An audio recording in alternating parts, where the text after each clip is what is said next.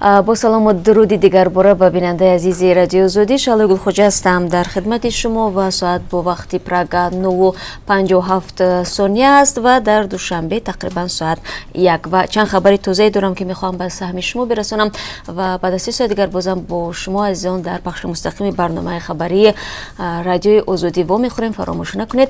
اما تا اون وقت باید بگویم که بانک ملی به زلاتای کرونا، یونستریم و کانتاکت اجازه داد. طریق این سه نظام انتقال پولی اکثرا مهاجران توجیک به وطن پول میفرستند و اکنون این نظام ها حق دارند تا 3 سال در تاجیکستان فعالیت کنند. مسئولین بانک ملی تاجیکستان میگن تصمیم درباره اجازه فعالیت به 3 نظام انتقالی مبلغ از جانب ریاست این بانک گرفته شده است. هر سه نظام به بانک‌های روسیه تعلق دارند. این نظام‌ها قبلا نیز فعال بودند، اما در پی مقررات نوی بانک ملی در نزد سیستم‌های انتقال پولی در کار برخی آنها مشکلات پیدا شد. بانک ملی در نزد سیستم‌های انتقال پولی از 18 اپریل سال روا یعنی از بهار 3 شرط گذاشت که یکی از آنها را باید اجرا کنند وگرنه از حق انتقال دادن پول به تاجیکستان محروم خواهند شد. فروش سیم کارت های 250 سومانی را روز گذشته پرزیدنت تاجیکستان تا 4 ماه دیگر بکار کرد. اما در چند هفته که خبر قیمت شدن نرخ های سیم کارت نشر گردید، مردم زیاد در سرتاسر تاجیکستان سرگردان شدند تا اینکه تا 1 سپتامبر سیم کارت بخرند و یا از یک نام به نام کسی دیگر آن را ثبت کنند. از چنین تعلقات شرکت های موبیلی هم سوء استفاده کردند. در یک گزارش امروز با شما خواهیم دید که چگونه مردم از حالت به وجود آمده شکایت میکنند. برای نسل کشی جواب گویند. کارشناسان سازمان ملل متحد افسران بلندپایه ارتش میانمار را به نسل کشی مسلمانان روهینجا گناهکار میدانند. در گزارش میسیای سازمان ملل متحد گفته می شود که بر ضد 6 ژنرال بلندپایه میانمار باید از روی جنایت علیه انسانیت عیب اعلان شود. بنابر حسابات در معرکه سرکوب مسلمانان روهینجا دست کم 10,000 نفر کشته شد.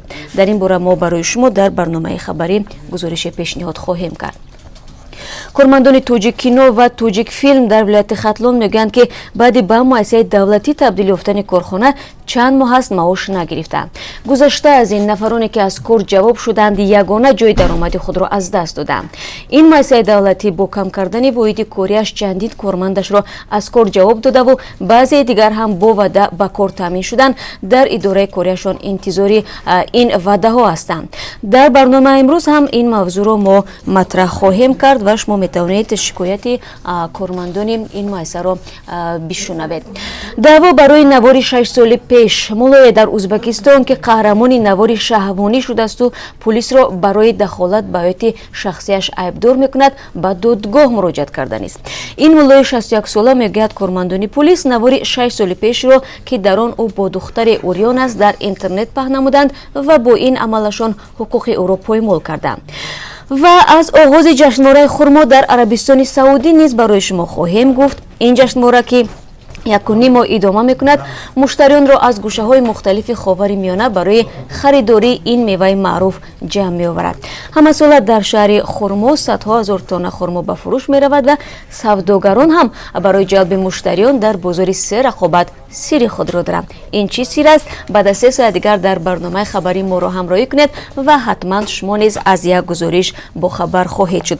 البته هنوز آغاز کار است. خبر و گزارش های بیشتر از این را ما حتما در رفتی برنامه خبری و همچنین در جریان روز پیشنهاد شما عزیزان خواهیم کرد، چون همکاران ما دنبال بعضی از خبرهای مهم هم هستند و میخواهند با چند نفری سرشناس هم در رابطه با بعضی از مسائل صحبت هم کنند و اگر تو شروع برنامه این خبرها و جزئیات آن به دست ما رسید ما حتما در برنامه پیشنهاد شما خواهیم کرد. فراموش نکنید ما را در آزادی ویدیو یوتیوب بعد از 3 ساعت دیگر تماشا کنید و همچنین در www.azadi.org صفحه رسمی رادیو آزادی و همین گونه در شبکه‌های اجتماعی که ما اونجا صفحه داریم و در این برابر نوشتن فکر و نظرهای خود را نیز فراموش نکنید. فکر و نظرهای سازنده که ما حتما آنها را پیگیری میکنیم و همچنین اگر عکس و نواری هم دارید با ما بفرستید.